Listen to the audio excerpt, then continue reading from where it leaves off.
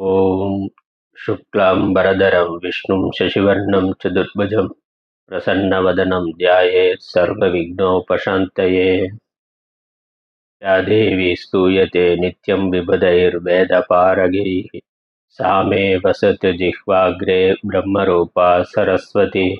हृदये सर्वविद्यानां विषजे भवरोगिणां गुरवे सर्वलोकानां दक्षिणामूर्तये नमः। श्रीदक्षिणामूर्तिसुदेशिकेन्द्रं द्वैपायनं सूत्रकृतं मुनीन्द्रं श्रीशङ्करं भाष्यकृतं यतीन्द्रं मद्देशिकञ्चापि नमामि विद्यै। ॐ सहनाववतु सहनौ भुनक्तु सह वीर्यं करवावहै तेजस्विनावधीतमस्तु मा विद्विषावहैः। ओम शांति शांति शांति।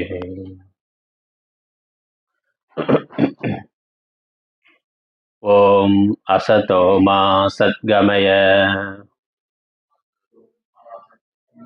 तमसो मा ज्योतिर्गमय मृत्योर्मा अमृतं गमय। ओम शांति शांति शांति।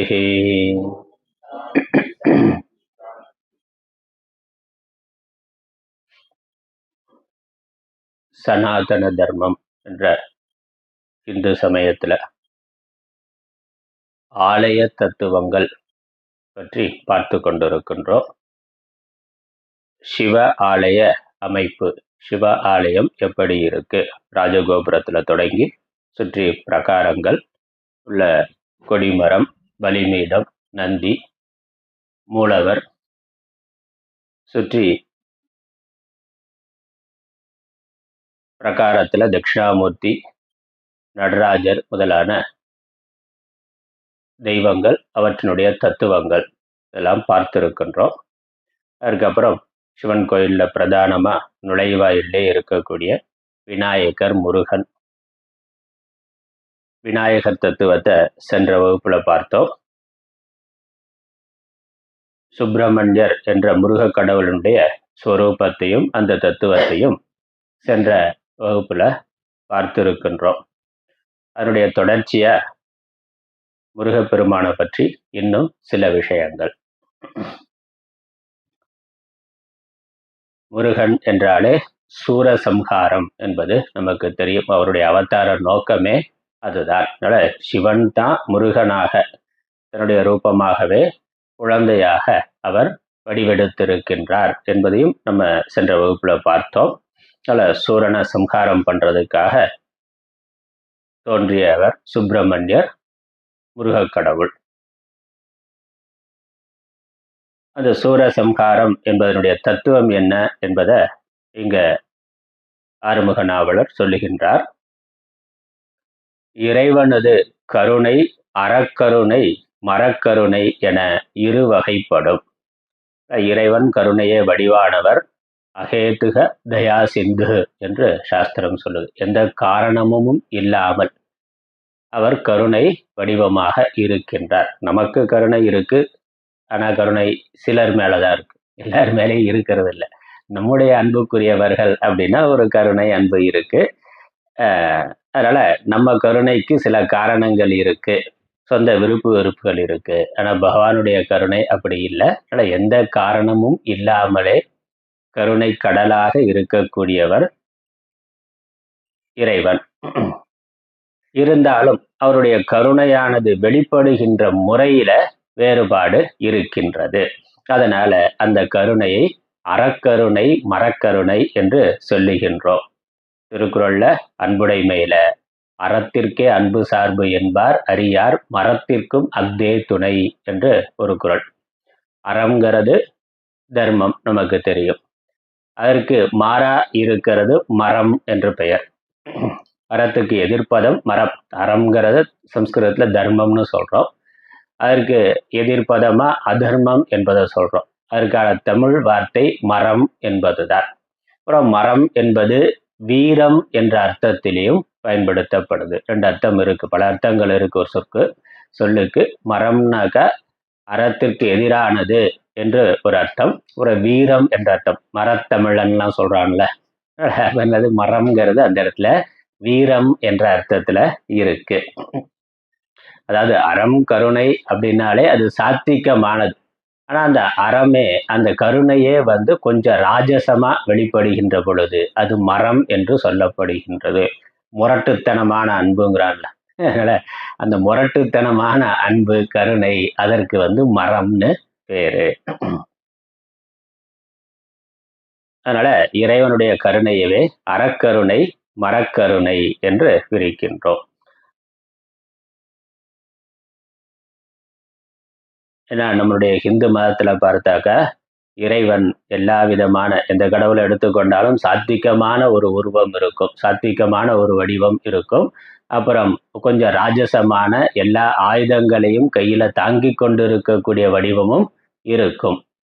பார்க்கிறோம் மகாவிஷ்ணுன அவர் பாம்பு படுக்கையில படுத்திருக்கிற பொழுது பரம சாந்தமா இருக்கிறார். சாந்தாகாரம்னா சாந்த ஆகாரமா சாந்த ரூபமா இருக்கின்றார்.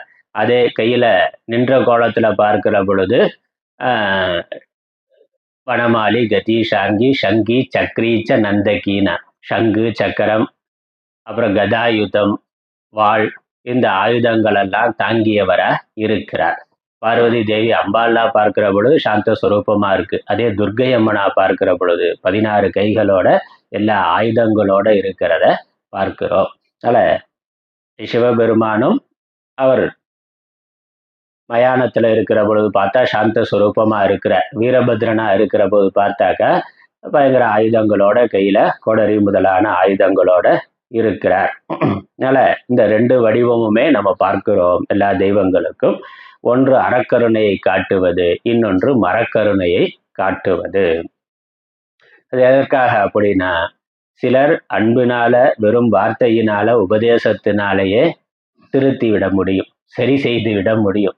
ஆனா சில சமயங்கள்ல அது செல்லுபடி ஆகாத பொழுது கொஞ்சம் வன்மையாகத்தான் சொல்ல வேண்டி இருக்கு, கடுமையாகத்தான் சொல்ல வேண்டியது இருக்கின்றது. நம்ம குழந்தைக்கே அப்படித்தானே அன்பா சொல்றோம், சொல்லி புரிய வைக்க பார்க்கிறோம், அது புரியல திருந்தலைனாக்கா கடுமையா ஒரு 2 அடியை போட வேண்டியது இருக்கு. அதெல்லாம் செய்ய அப்படித்தானே கட்டுப்படுறா, இல்லைன்னா கட்டுப்பட மாட்டேங்கிறாங்களே. அன்பா சொல்லி கேட்கலைன்னா கொஞ்சம் தண்டனை இருக்கு. அது குழந்தைக்கே அப்படிங்கிற பொழுது வளர்ந்த பெரியவர்களுக்கு இன்னும் சொல்ல வேண்டியதில்லை. சாத்விகமான குணம் உள்ளவர்கள், சாதுவா இருக்கிறவர்கள் ஒரு அனுபவத்திலேயே திறந்து விடுகிறார்கள். ஒரு உபதேசம் கிடைச்சா அல்லது ஒரு சிறு தண்டனை கிடைத்தாலே மாறி விடுகிறார்கள். அது நல்ல மாட்டுக்கு ஒரு சூடுனா பழமொழி வச்சிருக்கிறோம்ல. நல்ல ரொம்ப நல்ல மாடா இருந்தா அது சூடு வாங்குற அளவுக்கு சேட்டை பண்ணாது, அது பாட்டுக்கு இருக்கும். ஆனாலும் கொஞ்சம் ஏதாவது பண்ணாக்க ஒரு சூடு ஒரு அடி வாங்கினாக்க அது அதோட ஒழுங்கா இருக்கும். அப்படின்னா நல்ல மாட்டுக்கு ஒரு சூடுனா நல்லா இல்லாத மாட்டுக்கு பல சூடுன்னு தானே அர்த்தம். அதனால அப்ப அது திரும்ப திரும்ப சொல்ல வேண்டி இருக்கு, திரும்ப திரும்ப கண்டிக்க வேண்டியது இருக்கு, தண்டிக்க வேண்டியது இருக்கு. இன்னும் ஒரு படி மேல போய் அது என்ன சொல்லியும் திருந்தல, சரியாகலைனா ஆளையே போட்டு தள்ள வேண்டி இருக்கு. இதான் என்னன்னா அந்த சரீரத்துல இருந்து அவனால திருந்த முடியலன்னு அர்த்தம். சொல்லி திரிய திருந்த பார்க்கலாம், அவனும் திருந்தணும்னு நினைக்கிறான், ஆனா அந்த உடல் ஒத்துழைக்கணுமே. அப்ப அந்த சரீரம் அதற்கு சகாயமா இல்லைன்னா பகவான் என்ன பண்ற, அந்த சரீரத்தையே எடுத்துட்டு வேற அந்த சரீரத்துல இருந்து விடுதலை கொடுக்குறார். அந்த சரீரத்துல இருந்தே கம்சனுக்கு கம்ச வதம்னா அவன் எப்படி சொல்லியும் திருந்துற ஆள் கிடையாது. அப்ப என்னது, அந்த சரீரத்தோட சரீரம் பண்ண புண்ணிய பாப்பம் அந்த சரீரம் இருக்கிற வரைக்கும் அவன் அப்படித்தான் இருப்பான், எந்த விதத்திலையும் அவனை திருத்த முடியாது. அப்ப சரீரத்துல இருந்தே விடுதலை கொடுக்கிறது. ஏன்னா வேற சரீரத்தை எடுத்துட்டு திரும்ப பிறப்பான், வேற புண்ணிய பாவத்துக்கு தகுந்த மாதிரி வர்ற போது மாறும். ஆனா அந்த சரீரத்துல இருக்கிற வரைக்கும் திருந்துறதுக்கு வாய்ப்பு இல்லைன்னா அந்த சரீரத்தில இருந்தே விடுதலை கொடுக்க வேண்டியது இருக்கு. அரசனுக்கு அல்லது இறைவனுக்கு அந்த அதிகாரம் இருக்கு. அதை எல்லாரும் பண்ண முடியாது. சினிமா ஹீரோ மாதிரி அவர் அவரே சட்டத்தை கையில எடுத்துட்டு அவரே வில்லனை போய் தாக்குவாரு, 1000 பேரை கொல்லுவாருன்னு எடுத்துக்கொள்ள முடியாது. அது தர்மம் கிடையாது. அப்ப ராஜாவா இருக்கிறவன் அல்லது இறைவன் அதை செய்வார். இறைவனுக்கு அந்த அதிகாரம் இருக்கு, ராஜாவுக்கு அந்த அதிகாரம் இருக்கு. சட்ட விரோதமாக, தேச விரோதமாக அல்லது கொடும் குற்றங்களை செய்பவர்களுக்கு மரண தண்டனை கொடுத்தல் இருக்குல்ல. நம்ம அரசியல் சட்டத்துல பல நாடுகள்ல இருக்கு, சில நாடுகள்ல தான் அது தவிர்த்து இருக்கிறார்கள். ஆனா பல நாடுகள்ல இருக்கு, மரண தண்டனைங்கிறது இருக்கின்றது. இதனால அவன் திருந்துற ஆள் கிடையாது என்பதுதான். அந்த மாதிரி பகவானும் சிலரை சம்ஹாரம் செய்கின்றார், சிலரை திருத்தி தன்னுடைய வழிப்படுத்துகின்றார். அந்த அடிப்படையில தான் இந்த சூரசம்ஹாரம்ங்கிறது இருக்கின்றது. அதனுடைய தத்துவம், அதனுடைய கதை, சுருக்கமான கதை நமக்கு தெரியும். சூரன் தான் பெற்ற வரத்தால் நன்மக்களுக்கும் தேவர்களுக்கும் துன்பம் பல செய்தான். அவன் கடுமையான தவம் இருந்து வரம் வாங்கி வைத்திருக்கிறான். அந்த வரத்தினுடைய பலத்தினால எல்லோரையும் துன்புறுத்தினான். அந்த வரம் நமக்கு கிடைத்திருக்கக்கூடிய அதீதமான சக்தி, அதை சமூக நன்மைக்காக பயன்படுத்தினா அது தேவகுணம், தெய்வீக சம்பத்து. அந்த அபரிமிதமான பலத்தை, சக்தியை, ஆற்றலை தவறாக பயன்படுத்துகின்ற பொழுது, சமூகத்துக்கு, மற்ற மனிதர்களுக்கு விரோதமாக பயன்படுத்துகின்ற பொழுது, அதுதான் அசுர குணம், ராட்சச குணம். அதுதான் தீவிரவாதமா இருக்கு, பயங்கரவாதமா இருக்கு. அதனால அசுரன் அப்படி இருந்தான். சூரன்கிற அசுரன், சூரபத்மன் அப்படி இருந்தான். அவன் மேலும் இவ்வுடலோடு நீண்ட காலம் இவ்வுலகில் தங்கினால் பல பல பாவச் செயல்களை செய்து மீளா நரக்கத்திற்கு ஆளாவான் என்பதனையும். அப்படிப்பட்டவன் இந்த உடம்போட நீண்ட காலம் உலகத்துல இருந்தா மேலும் மேலும் பாப்பங்களை செய்வான். அதனால்தான் ஆயுள் தண்டனைனா, மரண தண்டனை இல்லைனா ஆயுள் தண்டனைனா, சாகிற வரைக்கும் அவன் சிறைச்சாலையில தான் இருக்கிறான். வெளியே விட்டா திரும்ப குற்றங்கள் அவன் செய்வான். அதனால ஆயுள் தண்டனை, மரண தண்டனை பார்க்கிறோம். அந்த மாதிரி இங்க ஈஸ்வரன் என்ன பண்றார், இந்த சரீரத்தோட அவன் இருக்கிற வரைக்கும் நிறைய குற்றங்கள் பண்ணுவான். அந்த குற்றங்களால மற்றவர்களுக்கு துன்பம் வருகிறது என்பது ஒன்று. இன்னொன்று, அவனுக்கு அவனை கெடுதல் செய்து கொள்ளுகின்றான். அதிகமா பாப்பம் பண்ண பண்ண அவனுடைய அடுத்தடுத்த பிறவி நரக்கமாக இருக்கும். அதனால அந்த ஆபத்திலிருந்து, அந்த துன்பத்திலிருந்து அவனை விடுவிப்பதற்கு அந்த சரீரத்திலிருந்து அவனை விடுவிக்க வேண்டும். அதான் கருணை, அதான் மரக்கருணைங்கிறது. அதுதான். அதனால மீளா நரக்கத்திற்கு ஆளாவான். அந்த செயல்களை தொடர்ந்து பல பல பாப்பச் செயல்களை செய்யறதுனால அவர்கள் நரகத்திற்கு செல்லுவார்கள். அதனால அவர்களை அந்த பாப்பத்திலிருந்து விடுவிக்க வேண்டும். உபதேசம் பண்ணி விடுவிக்க முடியவில்லை என்றால் சரீரத்திலிருந்து விடுவிக்க வேண்டும். தவத்தால் வரம் பல பெற்ற இவன் பெரும் பாவியாகிவிடக் கூடாது என்பதனையும் கருணையால் நினைத்து, அதை நினைத்து பார்க்கிறார். இவன் பெரிய பாப்பியா, ஏன்னா தவம் பண்ணியிருக்கிறான். அங்க ஈஸ்வர சிந்தனை இருக்கு. ராவணன் தானே பண்ணான், கடுமையா தபஸ் இருந்தான். பல அசுரர்கள் பார்த்தாக்க ஹிரண்யகசிபுல இருந்து எல்லா அசுரர்களுமே அவர்களும் தபஸ் பண்ணி இருக்கிறார்கள். அப்ப ஒரு குறிப்பிட்ட காலம் ரத்தம் முதலானவைகளை இருந்து ரொம்ப உடலை வருத்தி கடுமையா தபஸ் பண்றாங்க. அது ஒரு நல்ல முயற்சி. அதற்கான பலன் கொடுக்கணும். அதனால்தான் கடவுள் வரம் கொடுக்குறார். நம்ம நினைக்கலாம் கடவுள் வரமே கொடுக்காம இருக்கலாமேனா, இதுக்கு வரத்தை கொடுத்துட்டு அவரே திண்டாடணும்னா. அப்ப வரம் ஏன் கொடுக்குறாங்கன்னா, அவன் அதற்கு பண்ணக்கூடிய தவம்ங்கிறது ஒரு முயற்சி. இப்போ ஒரு முயற்சி பண்ணானா அதற்கான பலன் கொடுக்கணும். ஒரு செயல்னா அதற்கான பலனை கொடுத்தே ஆக வேண்டும். அது நியதி. அப்போ அவன் ஒரு நல்ல முயற்சி பண்றான், கடுமையா விரதம் இருக்கிறான், ஒத்த காலில் நின்று தபஸ் பண்றான், பல விதங்கள்ல இருக்க ரொம்ப கடுமையா தபஸ் பண்றாங்க. சொல்லப்போனா நல்லவர்கள் பண்ணக்கூடிய முயற்சியை விட கெட்டவர்கள் அதிகமா கடுமையா உழைக்கிறார்கள். இதுக்கு ஊழல் பண்றதுக்கு.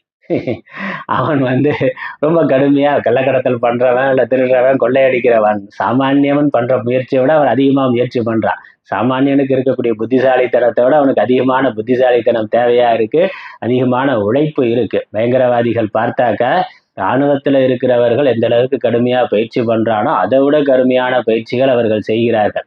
அப்படி செய்தாதான் அவன் அவ்வளவு தீவிரமா செயல்பட முடியும். அப்ப அந்த முயற்சி, அது நல்ல முயற்சி சரியானதுதான். அதற்கான பலன் கொடுத்தாக வேண்டும். அதனால கொடுக்கிறார். ஆனா அந்த பலனை அவர்கள் தவறா பயன்படுத்துகின்ற பொழுது, சமூக விரோதமா பயன்படுத்துகின்ற பொழுது, அப்ப அது தர்ம விரோதமான அதர்மம். அதற்கு தண்டனை கொடுக்கணும். அதனால கஷ்டப்பட்டு உழைக்கிறார், பிசினஸ் பண்றார், பணம் சம்பாதிக்கிறார். அப்ப அதற்கான லாபம் கொடுத்துதானே ஆகணும். அதற்கான லாபம் வருது, பணம் வருது. பணம் வந்த பிறகு அதை அவன் தவறா பயன்படுத்தினான். அப்ப என்ன பண்றது? நான் கஷ்டப்பட்டு நான் உழைச்சு சம்பாதிச்ச பணம் நான் எப்படி வேணாலும் பயன்படுத்துவேன் அப்படின்னு சொல்ல முடியுமா? நான் உழைச்சு சம்பாதிச்சு நான் பெரிய கார் வாங்கியிருக்கேன், அது மணிக்கு 300 கிலோமீட்டர் வேகத்துல போகும். அப்புறம் நான் வாங்கினதை பயன்படுத்தணும்ல. 20 லட்ச ரூபா கொடுத்து வாங்கியிருக்கிறேன், அது 300 கிலோமீட்டர் வேகத்துல போறதா இருக்குன்னா அதை ஓட்டி பார்த்து பயன்படுத்தினா தானே அவ்வளவு விலை கொடுத்து வாங்கினதுக்கு ஒரு பிரயோஜனம். அதனால அவ்வளவு வேகமா போய் நான் விபத்து ஏற்படுத்துவேன்னா நீ உழைச்சது சம்பாதிச்சதெல்லாம் கரெக்டு தான், கார் வாங்கினதும் கரெக்டு தான். ஆனா அதனால யாருக்கு எந்த கெடுதல் வரக்கூடாது. அப்ப அதை பயன்படுத்துற பொழுது பிறருக்கு கெடுதல் வந்தா அது பாப காரியம். உழைத்தது தர்ம காரியம், அது அறம். ஆனா அதனுடைய விளைவை தவறா பயன்படுத்துறது பாபம். அதற்கான தண்டனையை கொடுத்தாகணும். அதனால உழைக்கிற பொழுது அதற்கான பலனை புண்ணியத்தை நன்மையா கொடுக்கிறார், வரமா கொடுக்கிறார் கடவுள். அதை தவறா பயன்படுத்துகிற பொழுது அதனால பாப்பம் வருது. அதனுடைய விளைவா அதற்கான தண்டனையை கொடுக்கின்றார். அதனால இவன் தொடர்ந்து இந்த தவத்தால் பெற்ற வரத்தை பலத்தை பயன்படுத்தி பெரும் பாவியாக கூடாது என்பதனையும் கருணையால் நினைத்து இறைவன் குமர கடவுளாக தோன்றி வேலாயுதத்தால் அவனது உடலினை கூராக்கி, அதுல என்ன பண்றார், அந்த சூரபத்மனை முழுக்க அழித்து விடவில்லை, அந்த உடல்ல இருந்து விடுவித்து அவற்றுள் ஒன்றினை மயில் வாகனமாகவும் மற்றொன்றினை சேவர் கொடியாகவும் தன்னுடன் சேர்த்து கொண்டார். மயில் வாகனம், அந்த உடம்புல இருந்து ஒரு மயில்ங்கிற ஒரு உடம்ப 2 பகுதியாக்குறார். இன்னொரு பகுதி சேவர் கொடியா, அவருடைய கொடியாக இருக்கின்றது, சேர்த்து கொண்டார். இதனை விளக்கவே திருவிழாக்களில் சூரசம்ஹாரம் முடிந்ததும் முருகனை மயில் வாகனத்தில் ஏற்றுகின்றார்கள். அதை வாகனமா வைத்துக் கொண்டார். அப்பொழுது அவனுக்கு சேவல் கொடியாகின்றது. சேவல் கொடியா இருக்கு, ரதத்துக்கு மேல அது இருக்கு, ரதமா மயிலே இருக்கின்றது.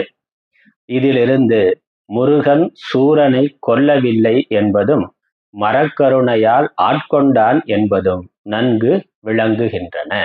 அதனால் அவர் அவனை கொல்லவில்லை, அந்த சரீரத்திலிருந்து விடுவித்திருக்கிறார், வேற சரீரம் கொடுத்து தன்னுடைய வசத்துக்கு கொண்டு வந்திருக்கின்றார். இங்க முருகன் பண்ற சம்ஹாரத்துல இந்த சூரபத்மன் கதையில அது நமக்கு தெளிவாகவே கதையில இருக்கு, மயிலாகவும் சேவலாகவும் மாற்றி விட்டார்னா. ஆனா மற்ற கதைகள்ல அந்த சரீரத்திலிருந்து விடுவிக்கிறார். ராமரா இருந்தார், கிருஷ்ணரா இருந்தார், எவ்வளவோ அசுரர்களை அரக்கர்களை கொன்றார்னா. அதற்கப்புறம் அவங்க எங்க போனாங்கன்னா இன்னொரு சரீரத்துக்கு போயிருக்கிறார்கள். இந்த சூரபத்மன் கதையில அது தெளிவா சொல்லப்பட்டு இருக்கு. மற்ற கதைகள்ல அவன் அடுத்த பிறகு அந்த ஜீவன் சாகிறது இல்லையே, உடம்பு தானே சாகுது, அழிவு உடம்புக்கு தான். அந்த உடம்பு அழிந்த பிறகு உடம்பை அழித்து அந்த ஜீவனை அந்த சரீரத்திலிருந்து விடுவித்து வேறொரு உடலை கொடுக்கின்றார். அதனால அது மரக்கருணை.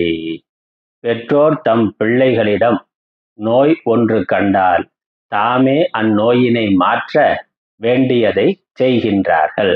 கத்தியால் அறுத்தும், டாக்டர்கிட்ட போனா அவர் ஆபரேஷன் பண்றாருன்னா, கத்தியால் அறுத்தும் சுட்டும் கடும் துன்பம் செய்வித்தும் அதனை போக்குகின்றனர். அதனால குழந்தைக்கு வரக்கூடிய அந்த நோயை போக்குறதுக்காக சில கடுமையான முயற்சிகள் நாம செய்கின்றோம். அதனால அவர்களுக்கு சரீர ரீதியா துன்பம் வரலாம், ஆனா அது அவர்களுடைய நன்மைக்காக அன்புனால செய்யப்படுறது. வெறுப்புனால செய்யப்பட்டா அது பாப்பம். அன்புனால சில சமயங்கள்ல அந்த செயல் பிறருக்கு ஹிம்சையாக இருந்தாலும் அது அன்புனால செய்யப்படுகின்ற பொழுது அது பாப்பம் அல்ல, அது புண்ணியம். ஒரு தாய் குழந்தைய அடிக்கிறது என்பது வெறுப்புனால பண்றது இல்லை. எதிரியை அடிச்சா பக்கத்து வீட்டு குழந்தைய அடிக்கிற பொழுது வெறுப்புனால அடிக்கிறான். ஆனா தன்னுடைய குழந்தைய அடிச்சாக்க வெறுப்புனால அடிப்பாங்களே? அப்ப வெறுப்புனால அடிக்க மாட்டாங்க. அது அந்த குழந்தைக்கு நல்லது செய்யணும், அதை திருத்தணுங்கிறதுக்காக பண்ணுகின்ற ஒரு செயல். அங்க வெறுப்புங்கிறது இல்லை, கோபம்ங்கிறது இல்லை, அன்பு. கோபமா வெளிப்பட்டாலும் அதற்கு உள்ள பின்னாடி இருக்கிறது அன்புதான். அதனால அது புண்ணியம் தான். அதே மாதிரி ஆசிரியர் மாணவனை திட்டுகிறார், அடிக்கிறாருங்கிற பொழுதும் அங்க ஒன்றும் வெறுப்பு கோபம்ங்கிறது கிடையாது. அந்த கோபத்துல வெறுப்புங்கிறது இல்லை, அன்பு என்பதுதான் இருக்கின்றது. ஏன்னா அந்த மாணவனுக்கு அந்த ஆசிரியருக்கு வேற என்ன சம்பந்தம்? அவனுக்கு பாடம் சொல்லி தர்றது அப்படிங்கிறத விட வேற ஒன்றும் இல்லை. அதை அவன் நல்ல விதமா வாங்கி கொள்ள வேண்டும், நல்ல பழக்கங்களை பழகி கொள்ள வேண்டும்ங்கிறதுனால ஒரு பொறுப்புணர்வோடு ஆசிரியர் செயல்படுகின்றார். அதனால அது அன்புனால வெளிப்படுகின்ற கோபம். அதனால அடிக்கலாம் அல்லது வையலாம், அதனால அந்த குழந்தை துன்பத்தை அடையலாம். ஆனா அதனால அதை செய்பவர்களுக்கு, பெற்றோருக்கோ ஆசிரியருக்கோ பாப்பமானது வராது. அதனால அதே மாதிரி தான் ஈஸ்வரனும் கெட்டவர்களை சம்ஹாரம் பண்றது, துன்பத்தை கொடுக்கிறது, தண்டிக்கிறது என்பது இருக்கின்றது. அரசன் செய்தாலும் அதுதான், இறைவன் செய்தாலும் அதுதான், பெற்றோர்கள் ஆசிரியர்கள் செய்வதும் அதுதான். அதனால இது தேவை. சமூகத்துல தவறு பண்ணுகிறவர்களுக்கு தண்டனைங்கிறது தேவை. அப்பதான் அவர்கள் திருந்துவார்கள், மற்றவர்களுக்கும் அது பாதுகாப்பா இருக்கும். ஒரு பயம் இருக்கும். புதுசா தப்பு பண்றவனுக்கு தப்பு பண்ணா நமக்கு தண்டனை கிடைக்குங்கிற பயம் வரணும்ல. எந்த எதுவும் இல்லை, எப்படி வேணாலும் நம்ம சுதந்திரமா இருந்துக்கலாம், அல்லது லஞ்சம் கொடுத்து வெளியே வந்துடலாம், அரசியல் செல்வாக்கு இருந்தா போதும், நமக்கு எந்த துன்பமும் வராதுங்கிற அந்த எண்ணம் ரவுடிகளுக்கு இருந்தா அது சமூகத்துக்கு கேடாக ஆகின்றது. யாரா இருந்தாலும் தப்பு பண்ணா அவனுக்கு தண்டனை கண்டிப்பா கிடைக்கும் என்று இருக்கிற பொழுதுதான் சமூகம் ஒரு கட்டுக்குள்ள இருக்கும். ரவுடிகள், சமூக விரோதிகள் கொஞ்சமாவது மட்டுப்பட்டு இருப்பார்கள். அது இல்லை, என்ன கோர்ட்டு கேஸுனாக்க அப்புறம் ஜாமீன்ல வெளியே வந்துட்டு திரும்ப அதே தப்ப பண்ணலாம்னு அதான் நடந்துகிட்டு இருக்கு. நம்ம நாட்டுல இப்ப என்ன அதான் நடந்துகிட்டு இருக்கு. 20 வருஷமா குற்றம் பண்ணிக்கிட்டே இருக்கிறான்னா, 20 வழக்கு இருக்கு, அவன் சுதந்திரமா வெளியே நடமாடி கொண்டு இருக்கிறான், மேலும் மேலும் குற்றம் பண்ணி கொண்டே இருக்கிறான், எல்லா ஜாமீன்ல அதையே பண்ணி கொண்டு இருக்கிறான். அதெல்லாம் சட்டத்துல இருக்கக்கூடிய குறைபாடு. நம்ம மனு தர்மத்துல பார்த்தா அதுக்கெல்லாம் கடுமையான தண்டனைகள் கொடுத்துருக்கு. அந்தந்த தப்புக்கு அந்தந்த தண்டனை. அது அந்த விரைவா கொடுக்கணும். தண்டனை கொடுக்கறது மட்டும் இல்ல, அது உரிய காலத்துல கொடுக்கணும். தப்பு பண்ணி 20 வருஷம் கழிச்சு, 20 வருஷமா கேஸ் நடக்குது, அப்புறம் தீர்ப்பு வருதுன்னா என்னது? அது இல்ல, அது சரியானது கிடையாது. சரி. அதனால பகவான் அந்த சம்ஹாரத்தை பண்ணுகின்றார். ஏன்னா இதெல்லாம் கூட இன்றைக்கு மற்ற மதத்துல இருக்கிறவர்கள், எங்க மதம் அன்பு மதம், எங்க கடவுள் கருணையே வடிவானவராக இருக்கிறார், அதனால தன்னுடைய உயிரையே மக்கள் செய்த பாப்பத்துக்காக தன்னுடைய ரத்தத்தை கொடுத்தார் அப்படின்னு சொல்றான்ல. எங்க மதம் அன்பு முனைவர், இயேசு அன்பே வடிவானவர் அப்படின்னா உங்க கடவுள்லாம் பயங்கர ஆயுதங்களோட இருக்கிறார்கள்னெல்லாம் சொல்றான். ஆயுதங்களோட இருக்கிறதுனாலதான் நம்ம கடவுள்களுக்கெல்லாம் எதுவும் வரல. அவருதான் 4 பேரை கொண்டிருக்காரே ஒழிய அவர்களுக்கு எந்த ஆபத்தும் இல்லை. ஆனா அன்பே வடிவான கடவுள் என்னன்னா அவரை ஆணி அடிச்சு தொங்க விட்டான். அன்பே வடிவானவரா இருந்தா ஓங்கதியா இருந்தா தன்னையே காப்பாற்றி கொள்ள முடியாதவர் எப்படி மற்ற மக்களை காப்பாற்றுவார், மற்றவர்களை காப்பாற்றுவார்? அவரையே காப்பாற்றி கொள்ள முடியவில்லை. ஒண்ணு அவர் கடவுளா இருக்கலாம், அல்லது கடவுளுடைய தூதரா இருக்கிறான்னா, அப்ப தன்னுடைய புத்திரனையே காப்பாற்றி கொள்ள முடியாத கடவுள் மற்றவர்களை எப்படி காப்பாற்றுவார்? நம்ம திரும்பி கேள்வி கேட்கலாம்ல. சொல்றான், எங்க கடவுளுக்கு எதுங்கிறே, எங்க கடவுள் 4 பேரை போட்டுத்தான் தள்ளியிருக்காரே ஒழிய அவருக்கு என்றைக்கும் எந்த ஆபத்தும் இல்லை, எப்போதும் மகிழ்ச்சியா சந்தோஷமா இருக்கிறார். ராமரோ கிருஷ்ணரோ அம்பாலோ எப்பொழுதும் இருக்கிறார். ஆனா கடவுள்னாக்க நம்ம ரட்சிக்கக்கூடியவர்னா அவரை நம்ம பார்க்கிற பொழுது நம்மளை ரட்சிப்பாருங்கிற எண்ணமானது நமக்கு வரணும். அதுக்குதான் அப்படி வச்சிருக்காங்க. இப்ப நமக்கு ஒரு செக்யூரிட்டி பிளாக் கேட் வரானா, அவரே நோஞ்சானா இருந்தாருனாக்கா அவர் எப்படி நம்மளை காப்பாத்துவார்? ஒரு போலீஸ் பாதுகாப்பு வந்தாக்கா அவரு கம்பீரமா இருக்கணும், வாட்ட சாட்டமா இருக்கணும், கையில லத்தியோ அல்லது துப்பாக்கியோ வச்சிருந்தா தான் சரி காப்பாத்துவாருங்கிற நம்பிக்கை வரும். அவரே நோஞ்சானா தொங்கிட்டு இருந்தாருனாக்கா எப்படியா காப்பாத்துவார்? யோசிக்கணும்ல. அதனால இதெல்லாம் அவர்கள் நமக்கு ஒரு தவறா நெகட்டிவா விமர்சனம் பண்றாங்க. அது நமக்கே புரியல, சொல்றது சரிதானோ அப்படின்னு சொல்லி குழந்தைகள் நினைக்கிறார்கள், அறியாதவர்கள் நினைக்கிறார்கள். ஆனா கடவுள் எப்படி இருக்கணும், ராஜா எப்படி இருக்கணுங்கிறது, ஒரு க்ஷத்திரியன் எப்படி இருக்கணுங்கிறது இருக்கு. அதெல்லாம் தர்மத்துல இருக்கின்றது. எல்லாருக்கும் எல்லா தர்மமும் பொருந்தாது. அதனால கடவுள் அதை செய்கின்றார், சம்ஹாரம் பண்றார். அதனால கத்தியால் அறுத்தும் சுட்டும் கடும் துன்பம் செய்வித்தும் அதனை போக்குகின்றார்கள். இச்செயல் அவர்களுக்கு பிள்ளைகளிடம் இருக்கும் அன்பினை காட்டுகிறதா, பகைமையை காட்டுகிறதா? அன்பினை அல்லவோ காட்டுகிறது. அதுபோல நம்மிடம் பற்றிய பாபங்களை தீர்ப்பதற்கு பரமன் கருணையாலேயே இவை போன்றனவற்றை செய்கிறான். இதற்கு ஒரு பாட்டு சிவஞான சித்தி திருவிருத்த சிவஞான சித்திங்கிற நூல்ல இருக்க ஒரு பாடலை மேற்கோள் காட்டியிருக்கிறார். தந்தை தாய் பெற்ற தம் தம் புதல்வர்கள் தன் சொலால் ஆற்றின் தன்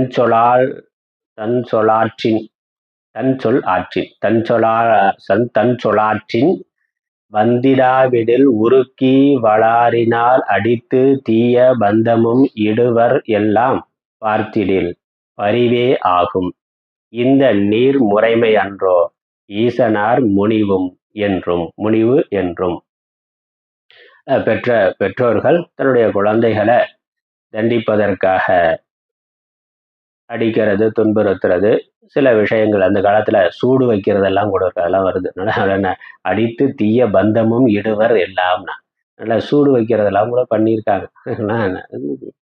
அப்பதான் சரியா வருவான். அதனால அப்படியெல்லாம் செய்திருக்கிறார்கள். அதே மாதிரிதான் இந்த நீர் முறைமை என்றோ ஈசனார் முடிவும் என்றும், ஈஸ்வரனுடைய கோபம் என்பதும் கூட இந்த கருணையினால் வருவதுதான், அதனால அன்பினால் வருவதுதான்.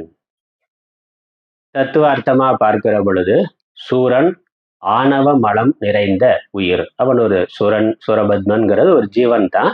ஆனா அவனிடத்துல ஆணவ மலம்ங்கிறது அகங்காரம்ங்கிறது பலமா இருந்தது. நான்கிற தன்னுணர்வு மேலோங்கி இருந்தது. நான் தான் பலசாலி, நான் தான் எல்லாம், எல்லாம் எனக்கு கட்டுப்பட்டவர்கள், என்னை வெல்வதற்கு யாரும் இல்லை என்ற ஒரு அகங்காரம் மமத்தை இருந்தது. அதனால ஆணவம் மலம் நிறைந்த ஒரு உயிர். ஆணவ மலம் முதிர்ந்த உயிர் ஒருபோதும் இறைவனை காணாது. இந்த ஆணவ மலம், இந்த அகங்காரம் நான்கிறது பலமா இருக்கிற வரைக்கும் இறைவனை காணுதல் என்பது சாத்தியம் இல்லை. அம்முனைப்பு ஒடுங்கிய போது அஃது இறைவனை காணும். அதனால அகங்காரம் எப்ப பலவீனம் அடைகின்றதோ ஒடுங்குகின்றதோ அப்பொழுதுதான் இறைவனை காணுதல் என்பது சாத்தியம். அதனால்தான் சேவை பணிவு என்பதை சொல்லுகின்றோம். எவ்வளவு பெரிய ராஜாவா இருந்தாலும் சிவனடியார்களுக்கு தொண்டு செய்கிறது, அல்லது வீழ்ந்து வணங்குறது, நமஸ்காரம் பண்றது, இதெல்லாம் அகங்காரத்தை மட்டுப்படுத்துறதுக்காக சொல்லி இருக்கக்கூடிய முறைமைகள். அதனால சேவை செய்தல், உழவார பணி முதலான பணிகளை செய்யறது, அல்லது மற்றவர்களுக்கு தொண்டு செய்தல், சிவனடியார்களுக்கு தொண்டு செய்தல், இதெல்லாம் அவர்களுடைய அகங்காரத்தை மட்டுப்படுத்துறதுக்காக சொல்லப்பட்டிருக்கிறது. அந்த நான்கிறது குறையணும், நான்கிறது பலவீனமடையணும். ஆணவ மலம் நிலை நிற்கும் காலம் வரை அது பிறந்து இறந்து பேதமையுற்று தவிக்கும். இந்த ஆணவம் அகங்காரம் பலமா இருக்கிற பொழுது பலவிதமான கர்மாவை பண்ணுவான். அந்த கர்மாவும் தர்ம விரோதமா சட்ட விரோதமா இருக்கும். அதனால பாப்பம் மிகுதியா வரும். அதை அனுபவிக்கிறதுக்காக பிறப்பு இறப்பு என்பது வருகின்றது. அதனால இந்த பிறவி பெருங்கடல் முடிவில்லாம இருக்கும். ஆதலால் அம்முனைப்பினை அழித்தால் அன்றி உயிருக்கு பிணி மூப்பு சாக்காடு ஒழிந்து இறைவனோடு ஒன்றி வாழ இயலாது. இந்த அகங்காரம் அழிந்து போகாமல் இறைவனோடு சேர்தல் என்பது சாத்தியம் இல்லை. பிறவியிலிருந்து விடுபடுதல் என்பது, முக்தி அடைதல் என்பது சாத்தியம் இல்லை. ஆகவே அவ்வாறு ஆணவ மலத்தை போக்கும் ஆற்றலுடையவன் இறைவனே. இறைவன் தான் ஜீவனிடத்துல இருக்கக்கூடிய அகங்காரத்தை போக்கக்கூடியவன். அதனால அவன் உயிர்களிடத்து கொண்ட கருணையால் ஆணவ மலமாகிய சூரனது ஸ்தூல உடம்பை போக்கி ஆணவ மலம் நீங்கின ஆத்மாவை தன்னோடு சேர்த்து கொள்ளுகிறான் என்பது தத்துவம். அதனால இந்த சூரன் ராட்சசர்கள் அசுரர்கள் எல்லாம் மிக ஆணவ மலம் மிக மிகுந்தவர்களாக இருக்கிறார்கள். நம்மள்ட்டையும் இருக்கு, கொஞ்சம் கம்மியா இருக்கு, அவ்வளவு. அகங்காரம் எல்லாரிடத்திலையும் எல்லா ஜீவனிடத்திலையும் ஆணவ மலம்ங்கிறது இருக்கு. அது கொஞ்சம் கட்டுப்பட்டதா சிறிய அளவுல இருக்கிறதுனால பகவான் நமக்கு பெரிய தண்டனை கொடுக்கறது இல்லை. ஆனா அப்பப்ப தண்டனை கொடுத்துக்கிட்டு தான் இருக்கிற.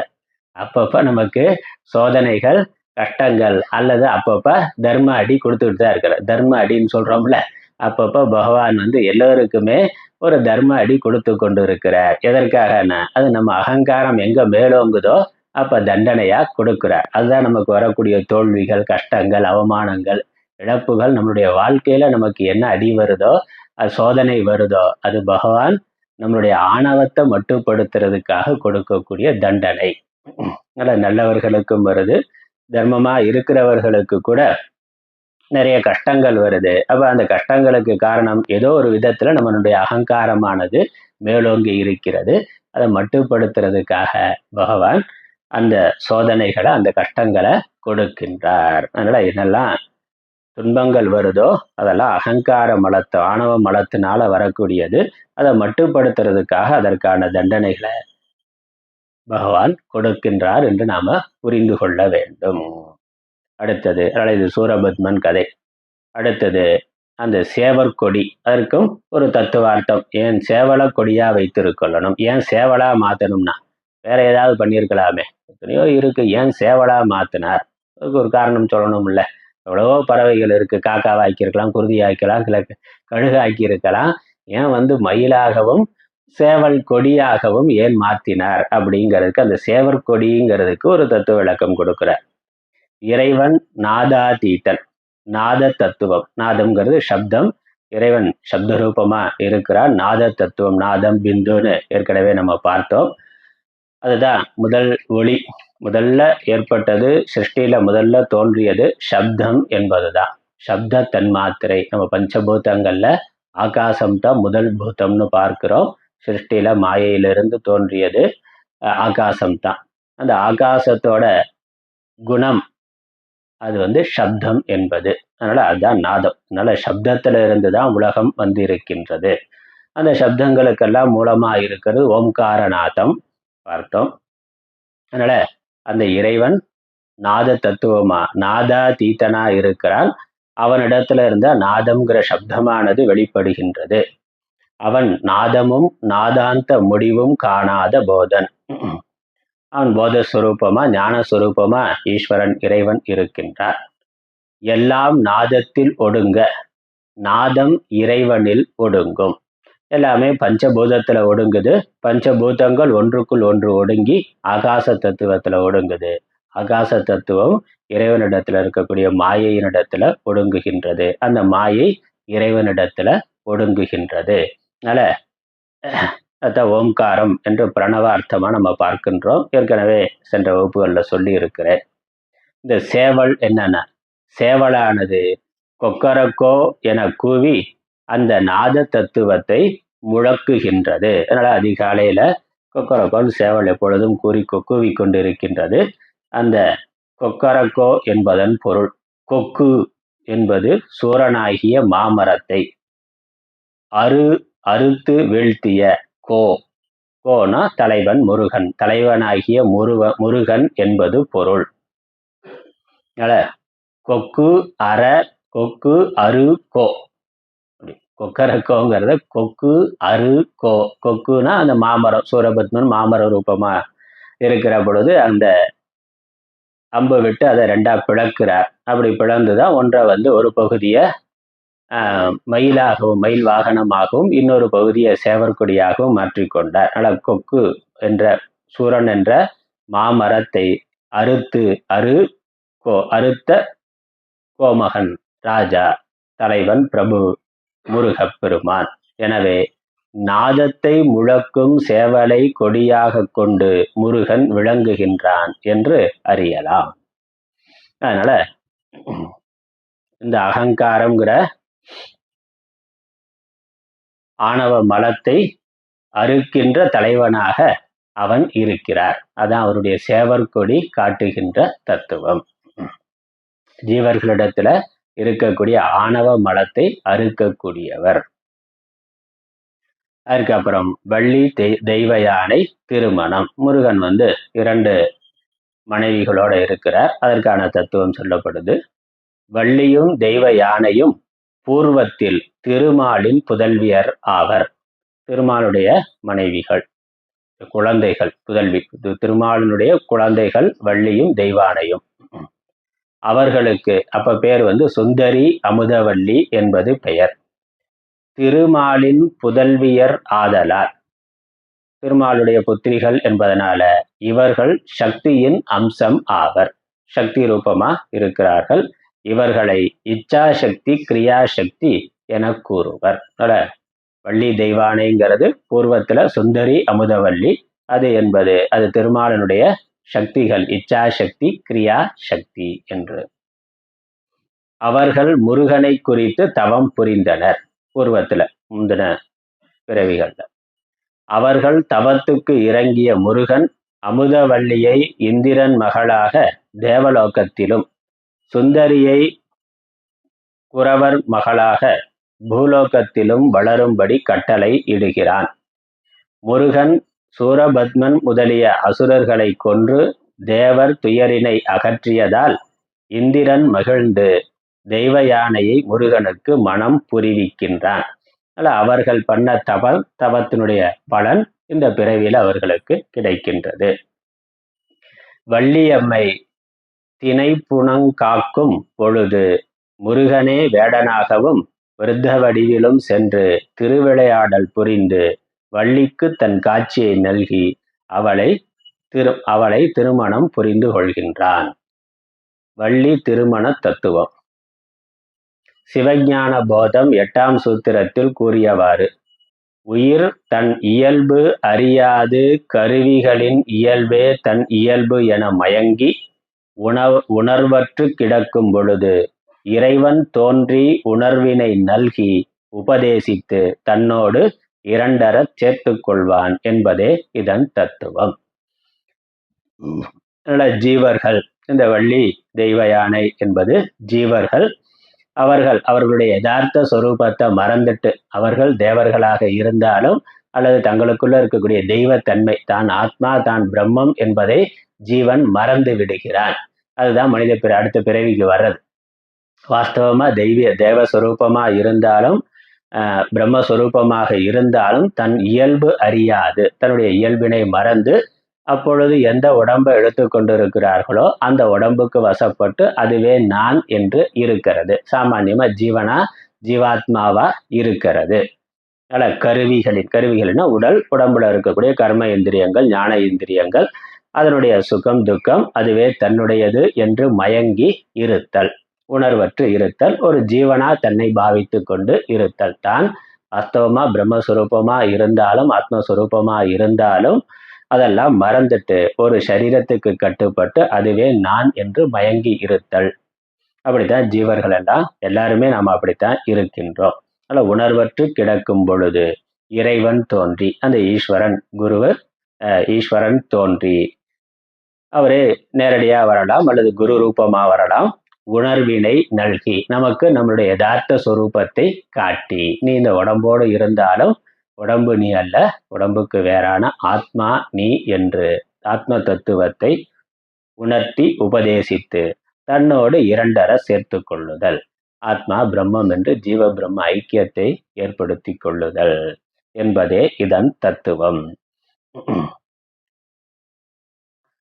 அதற்கான பாடல் சிவஞான போதத்துல தத்துவார்த்தமா, ஐம்புல வேடரின் அயர்ந்தனை வளர்ந்தென தம்முதல் குருவுமாய் தவத்தினில் உணர்த்த விட்டு அந்நியம் இன்மையில் அரண்கழல் செலுமே. இந்த ஐம்புல வேடர்னா, இந்த ஐம்புலன்கள் என்ற வேடர் அதோட சேர்ந்து அதோட நம்ம இணக்கமாகி அதோட வாழுகின்றோம்.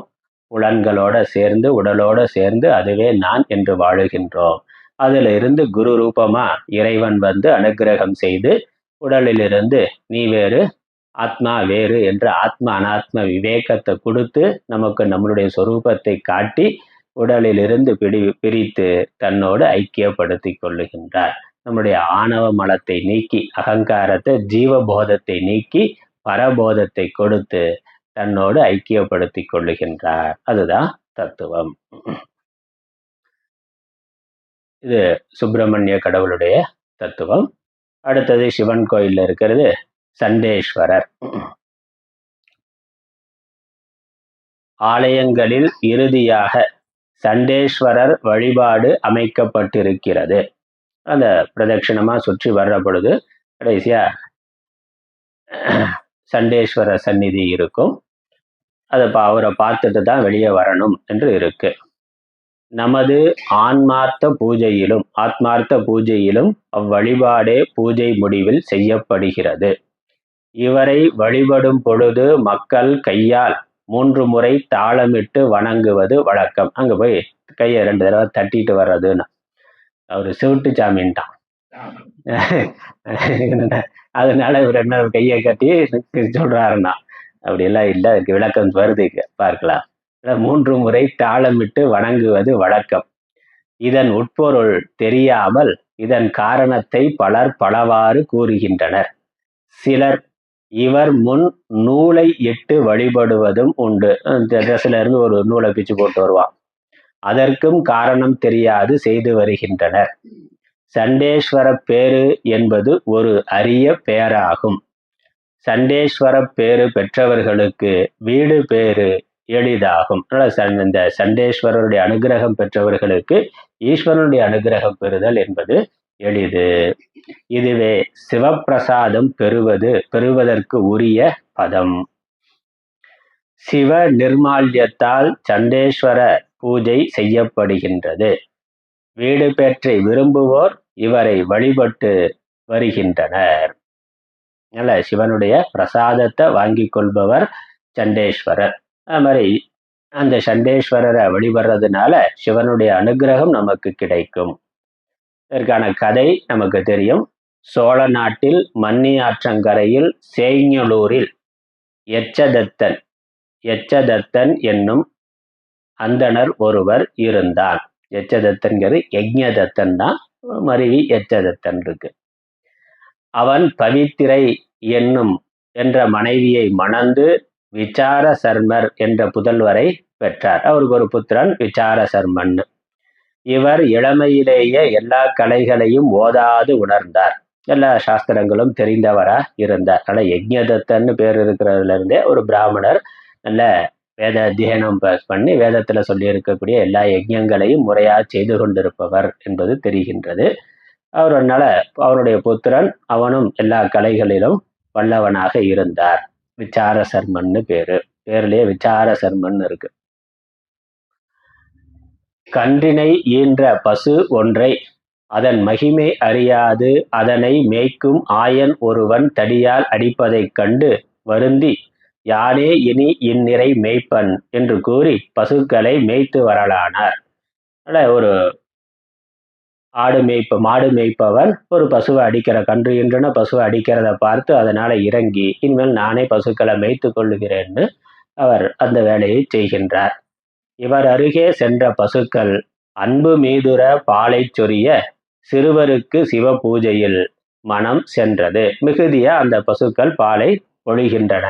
அதனால இதை வச்சு ஈஸ்வரனுக்கு அபிஷேகம் பண்ணலாமே, பூஜை பண்ணலாமே. ஏன்னா இவருக்கு அந்த சம்ஸ்காரம்லாம் இருக்கு, பிராமணரா இருக்கிறார், வேதம்லாம் படிச்சிருக்கிறார், பசுவோட மகிமை தெரியுது, சிவ பூஜையெல்லாம் முறையா தெரிந்திருக்கிறார். அதனால பண்ணலாமேன்னு தோன்றுகின்றது. அதனால என்ன பண்ணார்? ஆற்று மணலில் லிங்கம் அமைத்து குடத்தில் பாலை ஏந்தி அபிஷேகம் செய்து வரலானார். அங்கேயே மணல்லையே ஒரு லிங்கம் பிடித்து அந்த பசுல இருந்து பால் பிடித்து மிகுதியான பாலை எடுத்து சிவனுக்கு அபிஷேகம் பண்ணி வந்தார். இதனை அறிந்த எச்சதத்தன் நேரில் வந்து பார்த்து பார்க்குடத்தை காலால் இடறி சிந்தினான். அதனால இதை அவங்க அப்பா பார்க்கிறார், இவன் பாலெல்லாம் வீண் பண்றானேன்னு சொல்லி காலால் உதைக்கின்றார். இந்த சிவ அபராதத்தை கண்ட சிறிய பெருந்தகையார் கோலை எடுக்க அது ஒரு மழுவாயிற்று.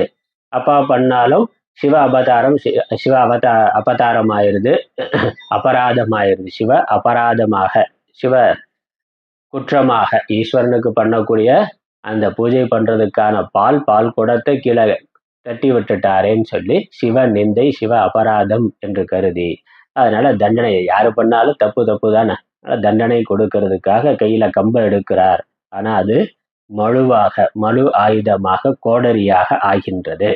அதனை கொண்டு தந்தையின் இரு கால்களையும் வெட்டினார், 2 காலையும் வெட்டினார். உடனே சிவபெருமான் தோன்றி, நம் பொருட்டால் ஈன்ற தாதை விழ எறிந்தாய்.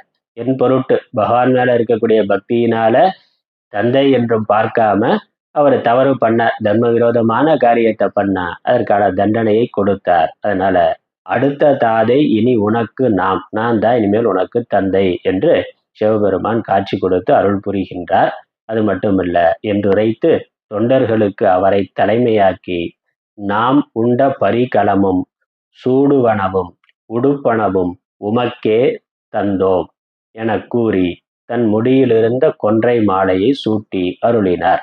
அதனால இனிமேல் எனக்கு என்னெல்லாம் பூஜையாகுதோ அதன் பிறகு அது உனக்கு பிரசாதமாக வரும்னு ஒரு அனுகிரகம் பண்ணியிருக்கிறார். பரிகலம்னா பகவானுக்கு நைவேத்தியம் பண்ண பிறகு மிச்சம் வரக்கூடியது. அப்புறம் சூடுவன், அவருக்கு அணிவித்த மாலை, ஆடை முதலானவைகள் எல்லாம் அது நிர்மால்யம் பண்ண பிறகு சண்டேஸ்வரருக்கு அணிவிக்கிறது பழக்கம். இதற்கான பெரிய புராண பாடல், அண்டர் பிரானும் தொண்டர் தமக்கு அதிபனாக்கி அனைத்தும் நாம் உண்ட கலமும் உடுப்பனமும் சூடுவனவும் உனக்காக சண்டீசனுமாம் பதம் தந்தோம் என்று அங்கு அவர் பொற்றட முடிக்கு துண்ட மதி சேர் சடை கொன்றை மாலை வாங்கி சூட்டினார். தன்னுடைய மாலையை எடுத்து தன் முடியில் இருந்த மாலையை, கொன்றை மாலையை சூட்டி அருளினார். திருவிழாக்களில் பஞ்சமூர்த்திகளில் ஒருவராக இவர் எழுந்தருளுகிறார். சண்டேஸ்வரரை பற்றி திருமுறைகளில் பல இடங்களில் கூறப்பட்டுள்ளது. அதனால திருஞான சம்பந்தர் தேவாரத்துல, திருமந்திரத்துல, தாயுமானவர் பாடல் எல்லாவற்றிலும் சண்டேஸ்வரரை பத்தி பாடல்கள் இருக்கு. தந்தை இருத்தாள் துணித்து தம்பிரான் தாள் சேர்த்த எந்த இருத்தாள் இணைக்கே இன்புறுவது என்னாலோ, தாயுமானவர் பாடுறார். தந்தை இரு தாள் துணித்து, தன்னுடைய தந்தையினுடைய இரு கால்களை வெட்டி, தம்பிரான் தாள் சேர்த்த, இறைவனுடைய திருவடிகளை சேர்த்த எந்தை இருத்தாள் இணைக்கே இன்புறுவது என்னாலோ, தாயுமானவர் பாடல். இவர் சிவபக்தியில் ஆழ்ந்த சிந்தையராய் ஆலயங்களில் வடக்கு பிராகாரத்தில் கோமுகிக்கு அருகில் ஒரு சிறிய தனி கோவிலில் அமர்ந்திருக்கிறார். எப்பொழுதும் சிவ சிந்தனையிலேயே, சிவ தியானத்திலேயே இருக்கக்கூடியவர் சண்டேஸ்வரர். தனியாகவே அவருக்கு ஒரு கோபுரத்தோட சின்ன சந்நிதி இருக்கும், பார்த்திருக்கிறோம். அதனால எப்பொழுதும் சிவ தியானத்துல, சிவ பக்தியிலேயே இருக்கிறார். நாம் வழிபட்டு சிவ தரிசன பலனை இவரிடமிருந்து பெறுகின்றோம். சிவன்கிட்ட இருந்து சிவனுடைய பிரசாதத்தை, நிர்மாலிய பிரசாதம்னு அவர் வாங்கி வச்சிருக்கிறார். அதனால அவர்கிட்ட இருந்து நாம பிரசாதம் வாங்கணும். அதனால கடைசியா அவரை தரிசனம் பண்றதுன்னா, அதனால சிவ தரிசன பலனை இவரிடமிருந்து பெறுகின்றோம். அதனால அமைச்சரை பார்க்கறதுக்கு பதிலாக பிஏ பார்க்குற மாதிரி. அமைச்சருக்கு என்ன சக்தி இருக்கோ அதெல்லாம் இந்த பிஏ வழியாக தான் வருது. அதனால பிஏவை கவனிச்சாலே, அமைச்சரையே பார்க்காமலே பிஏவை கவனிச்சாலே காரியம் நடக்கும். அமைச்சரால பண்ண முடியாத காரியத்தெல்லாம் பிஏவை பண்ணி கொடுத்துடலாம். அதை நாம் பார்க்கிறோம். அந்த மாதிரி சிவன் அடியார்னா சிறந்த சிவனடியாரா இருக்கிறார். சிவனடியாரை வணங்குறதுனாலேயே சிவனுடைய அனுகிரகத்தை பெற முடியும்னா, சிவ தரிசன பலனை இவரிடமிருந்து பெறுகிறோம். எப்பொழுதும் இறைவனது தியானத்தில் இவர் அமர்ந்திருப்பதால் இவரை நேர்முகப்படுத்தி அருள் பெற மும்முறை கைத்தாளம் இடுகிறோம். அதனால அவர் தியானத்துல இருக்கிறார், அவர் நமக்கு அனுகிரகம் பண்ணணும், நம்மளை கண் திறந்து கடைக்கண் பார்க்கணும் அப்படிங்கிறதுக்காக, அவருடைய தியானத்திலிருந்து எழுப்புறதுக்காக கைதட்டுறதுன்னு வச்சிருக்கிறான். மும்முறை கைதட்டுதல். மக்கள் கோயிலுக்கு போகும் பொழுது ஆலய வழிபாட்டுக்கு உரிய பொருள்கள் எதுவேனும் கொண்டு போவது வழக்கம். அதனால இது ஒரு காரணம், அவர் கைதட்டுறதுங்கிறதுக்கு இது காரணம். அவரோட தியானத்துல இருந்து கொஞ்சம் கண் விழித்து நம்மளை பார்த்து அனுகிரகம் பண்ணணுங்கிறதுக்காக. அப்புறம் பூஜைக்கு போற பொழுது நிவேதன பொருள்களே அன்றி விளக்கு ஏற்றுவதற்குரிய நூல்திரி, எண்ணெய், நெய் முதலியனவும் கொண்டு செல்வது வழக்கம். ஈஸ்வரனை பார்க்க போற பொழுது, பூஜைக்கு போற பொழுது அபிஷேக திரவியங்கள் கொண்டு போகலாம், நைவேத்தியம் கொண்டு போகலாம், அல்லது பூஜைக்கு தேவையான எண்ணெய், விளக்கு, திரி, நெய் இதெல்லாம் கொண்டு போகணும் அப்படின்னு சொல்லி இருக்கு. அதனால ஈஸ்வரனை பார்க்க போற பொழுது, ஈஸ்வரன், குரு, பெரியவர்கள், குழந்தைகள் இருக்கிற இடத்துக்கு போற பொழுது வெறும் கையோட போகக்கூடாதுன்னு தர்மசாஸ்திரம் சொல்லுது. குழந்தைகள் இருக்கிற வீட்டுக்கு போற போதும் குழந்தைகளுக்கு ஏதாவது வாங்கிட்டு போகணும். ரொம்ப வயதானவர்கள் இருக்கிறவர்களை அங்க இடத்துக்கு போற பொழுதும் ஏதாவது வாங்கிட்டு போகணும். குருவை பார்க்க போற பொழுதும் வெறும் கையோட போகக்கூடாது. அதே மாதிரி கோயிலுக்கு போற பொழுதும், ஈஸ்வரனை தரிசனம் பண்ண போற பொழுதும் வெறும் கையோட போகக்கூடாது. பத்திரம், புஷ்பம், பழம், தோயம்னா ஏதோ ஒன்று நம்மளுடைய சக்திக்கு ஏற்றவாறு எது வாங்கிட்டு போகணும், அல்லது 2 பூவாவது கொண்டு போகணும்னா. யாவர்க்குமாம் இறைவர்க்கு ஒரு பச்சிலை எல்லாம் சொல்லி இருக்கு, கொண்டு செல்வது பழக்கம். அவற்றை சண்டிகேஸ்வரர் சந்நிதியில் வைத்து விடுவர். அவற்றை ஆலய அர்ச்சகர்கள் அதனை எடுத்து ஆலயத்திற்கு பயன்படுத்துவர். இப்படி ஒரு முறை இருந்திருக்கு. பூஜைக்கு கொண்டு போறத சண்டிகேஸ்வரர் சந்நிதியில வைக்கிறது, அர்ச்சகர்கள் அங்க இருந்து எடுத்து அவங்க பூஜைக்கு பயன்படுத்தி கொள்வார்கள். இந்த முறையில் வைக்கப்பட்ட நூல் திரி பழக்கம். பூஜைக்கு அந்த திரியை கொண்டு போய் அங்க கொண்டு போய் வைக்கிறதுன்னு, பூஜைக்கு அவன் கொண்டு போய் வச்சுட்டு வர்றது, அதை அவர்கள் அர்ச்சகர்கள் எடுத்துக்குவாங்க. அந்த நூல் திரி பழக்கம் காலப்போக்கில் மாறி தாங்கள் கட்டியுள்ள வேட்டியிலிருந்து நூலை எடுத்து போடும் வழக்கமாக மாறிவிட்டது. பூஜைக்கு கொடுக்கறதுக்கு பதில போட்டு வராங்க. அதனால அதான் பழக்கத்துல அர்த்தம் தெரியாமலே பண்ற பொழுது காலப்போக்கில் அதெல்லாம் நிறைய தெரிந்து மாறி ஏன் செய்கிறோம்னே தெரியாம போய் விடுகிறது. இப்படி நிறைய பழக்கங்கள் இருக்கு. சிலர் அறியாமல் செய்யும் இப்பழக்கத்தை அறவே தடுப்பது அறிஞர்களின் கடமை ஆகும். இது இல்லாம அதனால இதெல்லாம் சிவன் சந்நிதியில மூலவரா சிவபெருமான் இருக்கிறார். அதனுடைய சிவலிங்க தத்துவங்கள் எல்லாம் பார்த்திருக்கிறோம்.